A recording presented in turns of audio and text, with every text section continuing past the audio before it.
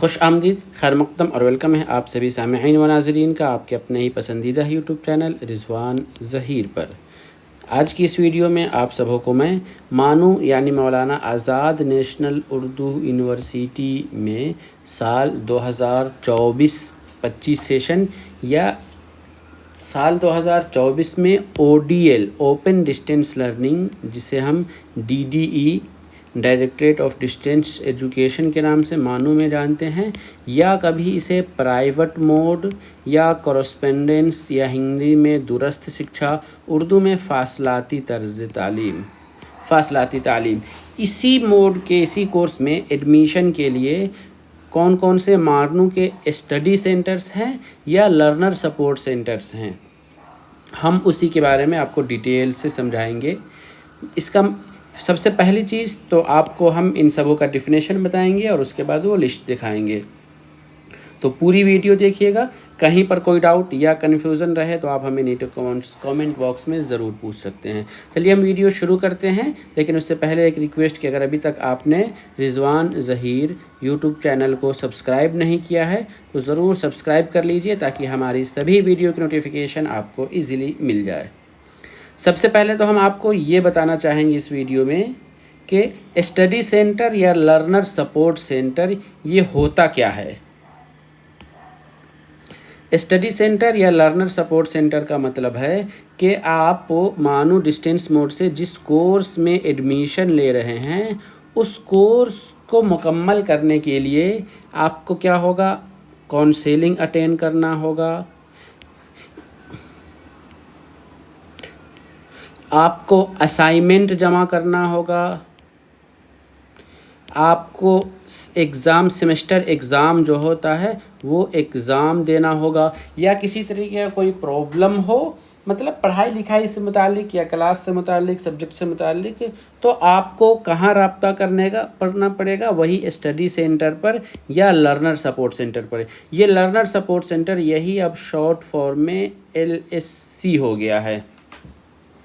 तो ये होता है, ठीक है। तो अब ये कितने हैं मानू के और आप कहाँ कहाँ ले सकते हैं, इसी चीज़ को हम इस वीडियो में दिखाने चलेंगे। चलिए अब हम आपको मानू का जो स्टडी सेंटर है उसका लिस्ट दिखाते हैं। इस लिस्ट में आप देखिए, इन मानू का आप लिस्ट देख रहे हैं, यहाँ आपको टाइटल दिया हुआ है list of learner support centre.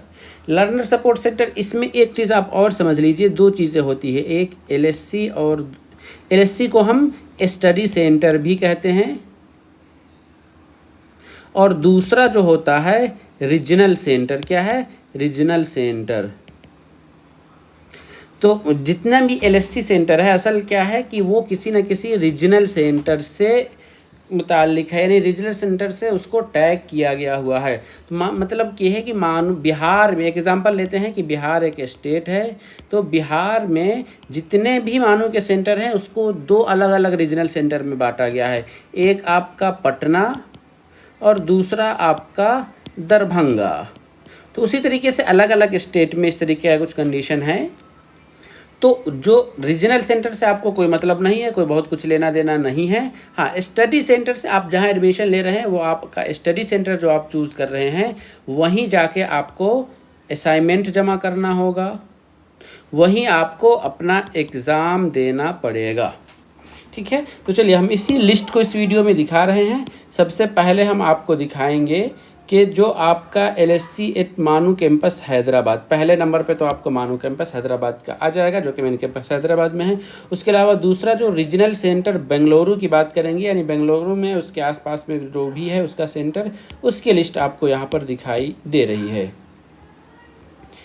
इसमें सबसे आप देखेंगे कि एक तो ये तो आपका सीरियल नंबर है, दूसरा आपका सेंटर कोड है, यानी सभी मानू का जितने भी स्टडी सेंटर हैं या रीजनल LSC से है उन सभी का एक सेंटर कोड दिया गया हुआ है। तो वो कोड आपको यहाँ पर दिखाई दे रहा है। जैसे ये भोपाल रीजनल सेंटर से है, आपको जहाँ का भी मतलब हो, जहाँ का भी स्टडी सेंटर चाहिए आप उसको वैसे ढूंढ सकते हैं। एग्जाम्पल के तौर पर हम चलिए दिखाते हैं, बिहार में एक दरभंगा डिस्ट्रिक्ट है, दरभंगा में मानू का रीजनल सेंटर है। अब उससे कहाँ कहाँ का स्टडी सेंटर उनसे मुंसलिक है, तो देखिए एक आपका समस्तीपुर में आपको बाबा विश्वनाथ केदारनाथ विमला कॉलेज है।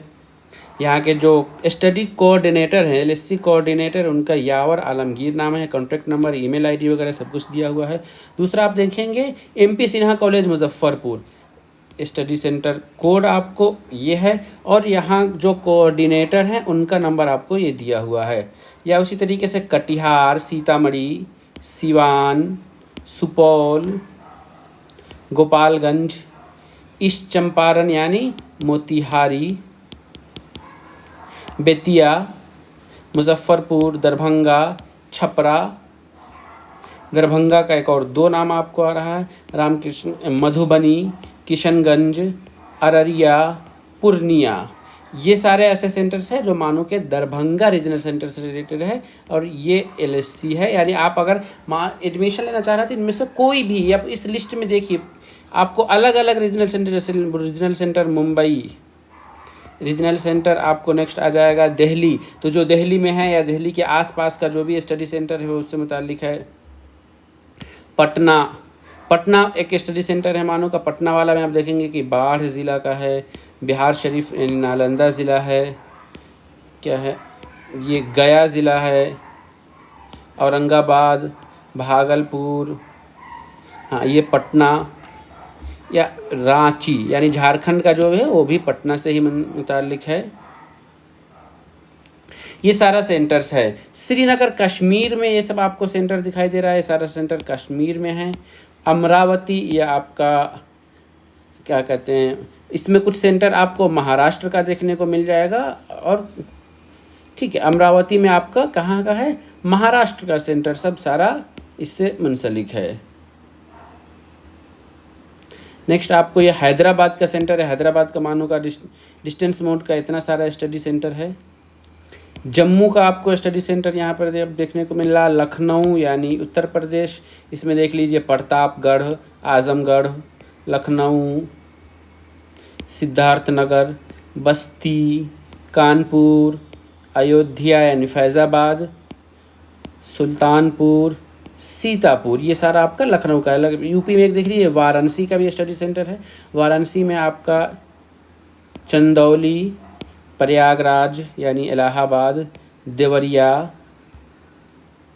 मऊ, भदोई, गोरखपुर, गाज़ीपुर, ये सारा उससे मुतालिक है, किससे, वाराणसी से। यूपी का, उत्तर प्रदेश का कुछ ऐसा है जो दिल्ली के रीजनल सेंटर से भी मुंसलिक है।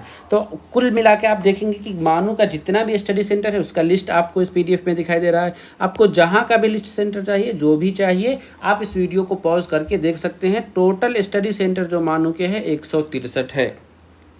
पूरे हिंदुस्तान में 163 स्टडी सेंटर है। आप डिस्टेंस मोड से कोई कोर्स करना चाह रहे हैं अगर मानो में, तो इस 163 में से कोई भी सेंटर ले सकते हैं, आप वहां अपना एडमिशन करा सकते हैं। आपको डिस्टेंस मोड में तो एक चीज़ जानते हैं कि क्लास तो करना होता नहीं है। अगर आपका हाँ साइंस वाला फील्ड है, साइंस में तो आपको जो प्रैक्टिकल है वो अटेंड करना होगा। ये जो दूसरे कैंडिडेट है उन तमाम कैंडिडेट को बस सिर्फ आपको क्या करना होगा, काउंसलिंग सेशन अटेंड करना होगा। और बाकी अगर आपको कोई किसी तरह कोई डाउट या कन्फ्यूज़न रहता है तो आप अपने सेंटर पे विज़िट कर सकते हैं। सैटरडे संडे को जनरली ये रहता है। सैटरडे संडे को आप अपने सेंटर पे विज़िट करके आपका जो भी क्यूरी है, कोई भी इश्यूज़ है, आप उसको अपने स्टडी सेंटर से दूर कर सकते हैं। जैसे आपको असाइनमेंट जमा करना हो, कोई असाइनमेंट वगैरह कोई छूट गया हो, नंबर वगैरह कोई ऐड नहीं हो पाया हो, या बाज़ दफ़ा प्रॉब्लम ये होता है कि आप एडमिशन लेते हैं, एडमिशन लेने के बाद में आपने असाइनमेंट जमा किया है लेकिन रिज़ल्ट जो आया है आपका रिज़ल्ट वो पेंडिंग में हो गया है। क्या है जी, ऐसा कर हो रहा है जी, मतलब कि आपका ऐसा क्यों नहीं लिखा रहा है जी, चलिए ठीक है कोई बात नहीं है। रिजल्ट आपका पेंडिंग में है, कोई भी इशू हो तो आप अपने स्टडी सेंटर पे विजिट करके अपना कन्फ्यूज़न दूर कर सकते हैं। चलिए तो आज की इस वीडियो में यही बताना था। उम्मीद करता हूँ कि आप लोगों को वीडियो पसंद आया। अगर वीडियो पसंद आया तो वीडियो को लाइक कीजिए, और आप नए हैं, आपने अब तक रिजवान ज़ही यूट्यूब चैनल को सब्सक्राइब नहीं किया है तो ज़रूर सब्सक्राइब कर लीजिए, और बेल आइकन को भी प्रेस कर दीजिए ताकि हमारी सभी वीडियो की नोटिफिकेशन आपको ईजिली मिलती रहे। हम फिर मिलेंगे इसी तरीके की अगली वीडियो में, तब तक के लिए शुक्रिया, अल्लाह हाफिज़।